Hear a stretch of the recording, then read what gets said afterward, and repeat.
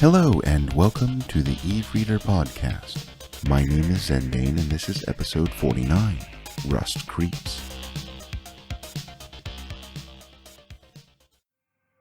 I'd had a tiring and frustrating day, the kind that you don't even want to mull over once you've lain down in your bunk. There are too many days like that these days. You close your eyes and what you start seeing is far too much for a tired old man to take. So you keep them open instead. You look out the viewport at the unblinking stars, and you listen to the silence. That was what brought him to mind. The silence, or rather the impression of it. That velvet cloth laid gently over the air. It never is truly silent on the ship. The mind merely learns to block out all these little noises, but you don't hear the other crew members much. The ship is built to muffle the sound of other people going about in their off-hour lives. This is good. It gives you a little privacy, and it keeps you from losing your mind if the person on the other side of the bunk wall in your quarters has a sinus problem or likes to sing. No, the only thing that you hear in that near-dead quiet is the ship itself, adjusting to space, gently balancing the mass distribution and heat, stretching.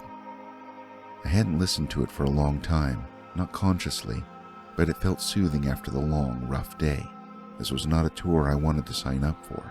Our dubious mission aside, the ship itself was not the best, and certainly not the most well-maintained in the cluster. Even Aaron would have had a hard time with it, but we all have our dues to pay. And Aaron, who paid dearly, he knew how to listen. Aaron and I first met on a similar tour years and years ago. The technology at the time was pretty advanced, obviously, but still not nearly so much as it is today.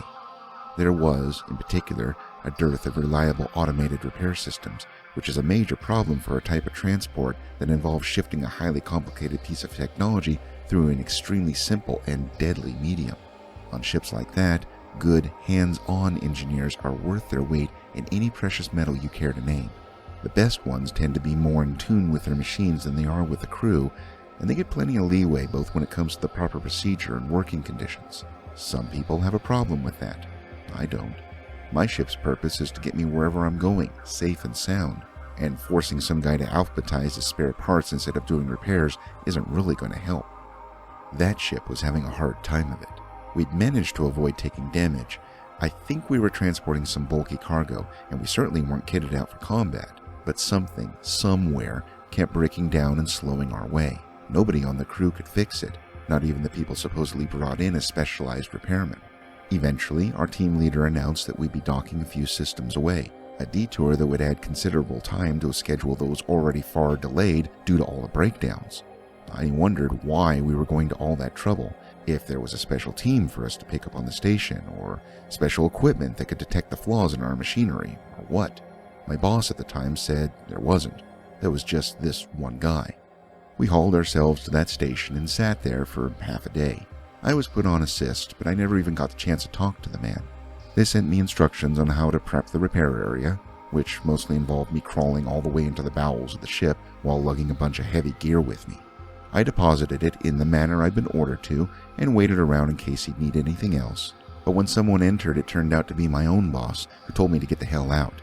Aaron couldn't be disturbed, he said. I grunted, got up and left. For some reason, the walkway lights had been dimmed, to the point where I had to feel my way along the handrails even to see where I was going. I took slow steps, muttering to myself in the darkness. Not something I usually do, but it had been a long shift and I was too tired to keep my mouth shut. It wasn't until I'd made it to the exit that I realized what my own stupid voice had nearly hidden from my ears. Someone had been whispering. Someone had stood stock still in that dark corridor and whispered, either to themselves or to me. I turned and glared down the walkway, and just as the door closed on the engine room, I saw that stranger, and I knew it was that Aaron guy, walk through it, one hand trailing over the metal surface. The vision is still burnt into my memory, a younger man silhouetted in the door, his face looking up at the bulkhead opposite with that puzzled expression when they're trying to work something out, his posture that of someone young enough not to have to worry about it just yet. Of course, he fixed the problem. He stayed on board for a few days before getting off at our next port of call, and nobody spoke to him. We weren't ordered to leave him be, but he gave off that kind of awkward loner vibe. And anyway, someone who could just walk in and do what he did was not necessarily someone you'd feel safe around. Geniuses, not just highly talented people or the lucky ones, but actual bona fide geniuses, tend to attract either attention or trouble. At that period in my life, I felt it would be best to avoid the chance that either of those might splash onto me. I didn't see him for years after that, nor did I think much about that time. I was doing well. I had the good luck of signing on to the safer vessels, which is probably the reason Aaron remained absent from my life. But everything breaks down eventually, and after a long haul through dangerous areas with not a lot of time to waste, we called on him to patch up our broken machines. As it turned out, I was the only man who'd ever worked with him before, if you can call it work to lay out the instruments and scuttle out before the band starts to play, so I was automatically assigned to do the same. This time I did get to meet the man, and while he was very reticent to talk, I certainly didn't push him. We got along well in our own quiet way. He looked a lot more worn than I'd imagined. I remember being amazed that I'd ever thought he could be younger than me, for he clearly wasn't. But then my sighting hadn't been under the best of conditions, and heaven knows we all fall short of God's glory in full daylight.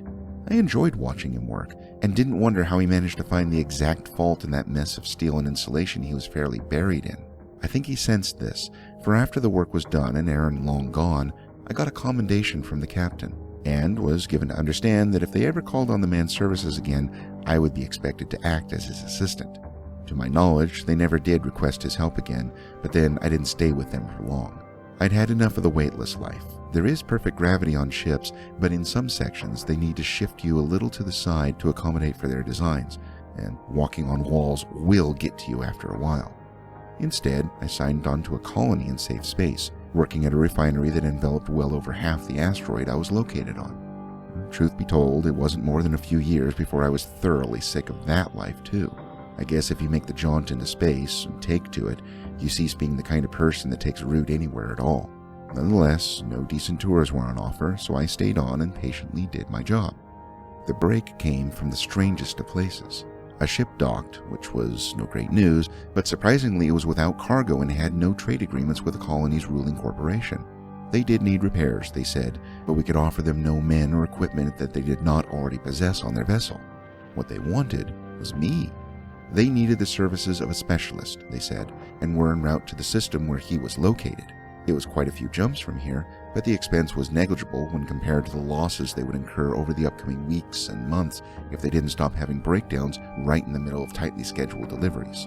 Supposedly, this specialist was worth the trip, but he would only sign on if an assistant was brought on as well. Someone who had extensive mechanical experience, but, more importantly, someone who had worked with him before. Someone like me. I grabbed at the chance, packed my things, signed the waivers, got to know the crew, and settled in for the long haul to see Aaron. When we met, I was rendered speechless. If I hadn't seen him a few years earlier, I would have thought decades might have passed.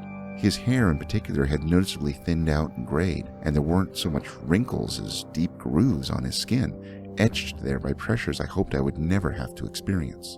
All his movements had taken on that slow, methodical pace one sees in people who've gotten too old to have the energy for mistakes. I decided right away not to mention it. You can't turn into that kind of a wreck and remain unaware of how it shapes you. But did my part in the ensuing repairs by making sure his tools were always where he needed them and often just a little closer than he really needed to reach. I didn't think he saved a lot of effort from that arrangement, but I had the distinct feeling that having the tools closer than usual would make him more mentally comfortable, as if they created a small, safe place with no room for outside influence. He seemed to like it. We didn't talk much at first, but as the days passed, mostly spent waiting for replacement parts so that we could get on with the actual repairs, Aaron opened up a little.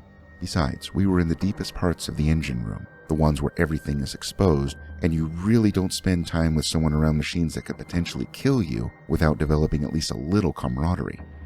Actually, it's not entirely truthful to say he opened up, at least not to me. He simply let his guard down.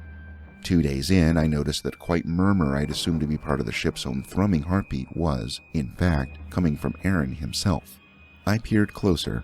All ship's cores are gloomy and dark. Probably because if you don't know by heart where every single moving part is now and is going to be in 5 seconds' time, you shouldn't be down there anyway, and saw that he was talking to the metal itself. He was talking to the ship. He must have heard my breath stop because he fell quiet, leaned back and said without looking, "They say things." "The parts?" He shrugged. "Or the ones who touched them last." Ship parts come from all over the place, often from recycled ships, I said.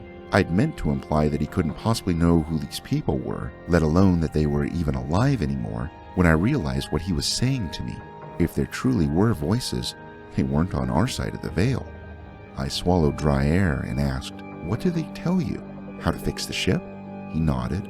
It really was very dark in the engine room. "What do they want in return?" He shrugged. "To talk, to be heard, for someone to remember the stories of the dead, of this ship and all the others where their parts have been used, or even places where the ship has docked, and places that no longer exist. Those places would have been in space, unorbiting colonies, very possibly pirate ones, and very definitely long since fallen prey to capsuleer fire. Deaths, and more deaths. And once their graves had been picked clean by the attackers, the only usable things left in the wreckage would have been those parts.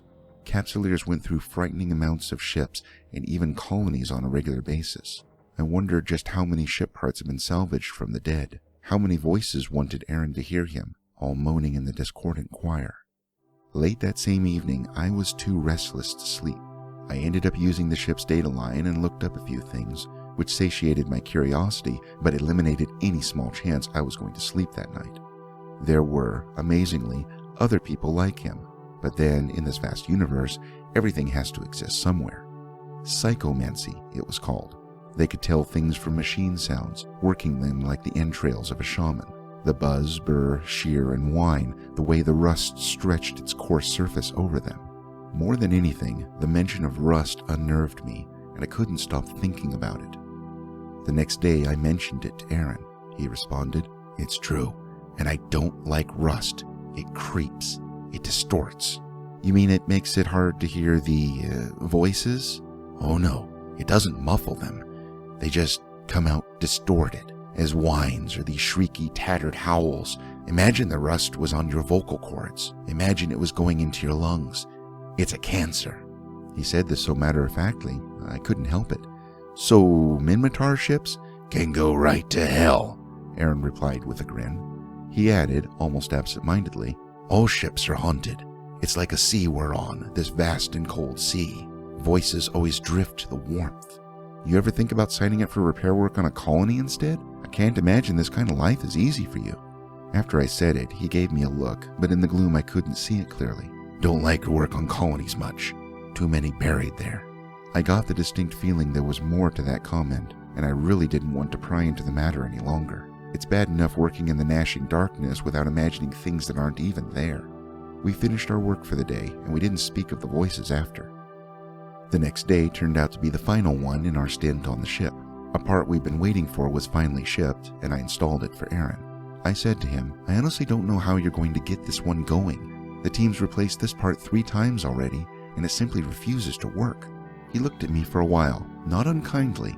I couldn't tell if he was amused or if he was listening, and then he leaned out and he simply touched the damn thing. The breathless hammering we heard shortly after was one of the crew running into the room to ask us what we'd done and how the hell we'd done it. I lay there in my bunk, thinking of that time so long ago. It was the last and only occasion we'd worked together. I had expected to be called out again, and Aaron certainly hadn't seemed adverse to the idea, but the quality of repair technology had caught up and the services of people like him were in less demand. Either that, or they were being assigned tasks complicated enough to eliminate the need for a simple machinist assistant like me. I did see him once more, years later, on a colony somewhere, in a place I left shortly after. I barely recognized him at first. It was like he'd been shunted headfirst into old age. His body matted, wrinkled, and eaten up by time and whatever other forces worked on that poor man. I didn't say a word, but he acknowledged me with a nod. "It's the rust," he said. He thought it over, nodded to himself, and repeated, "The rust. The rust creeps." I couldn't help but ask, "Still the voices?" His eyes were rheumy and blinked too often. The skin on his hands slid like oil on water. "I haven't heard the voices for a long time." I was still trying to understand this and the implications of it when he added, "I hear what's beyond them now. There's something else. There is something behind them, and it never falls quiet." His voice dissolved to a mutter.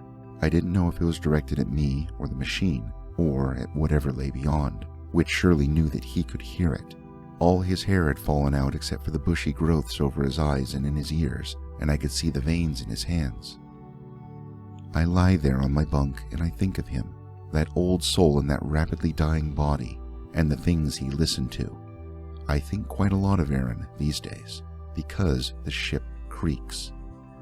The ship creaks and we are going into empty space, and there's a patch of rust in the corner, and I wonder if my old friend is calling me. This concludes today's reading of Rust Creeps. Thank you for listening.